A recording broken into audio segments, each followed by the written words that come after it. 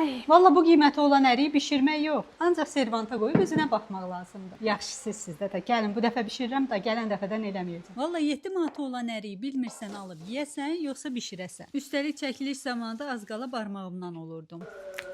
Ay, meyvənin tumlarını dondurma çubuğu ilə çıxarıram. Hamısını bitirdikdən sonra qabığını soymağa gəlir sıra. Çünki mən əriyi də, şaftalını da qabıqlı sevmirəm. Soyduğum qabıqları isə atmayacağam. Şirəni elə bu qabıqların suyundan hazırlayacağam. Beləliklə 7 manatın hər formada əvəzini çıxmaq lazımdır. Hətta tumundan da istifadə edəcəm. 4-5 dəqiqə qapaqlı formada qabıqları qaynatdıqdan sonra bu su ilə şərbəti hazırlayıb meyvələri əlavə edirəm. Bu mürəbbədə gözəl alınsın deyə mütləq üst cəbhəyə bişirmək lazımdır. Bəxtimə tumlar da şipşirin idi. Son qaynamada içərisinə əlavə etmək üçün təmizlədim. Ən sonda da bura limon suyu töküb ocağı söndürürəm. Videonun açıqlama qisminə həm ölçüləri, həm də hansı aralıqlarla neçə dəqiqə bişirməli olduğunuzu qeyd etmişəm. Mütləq oxuyun, siz də hazırlayın ki, belə gözəl alınsın.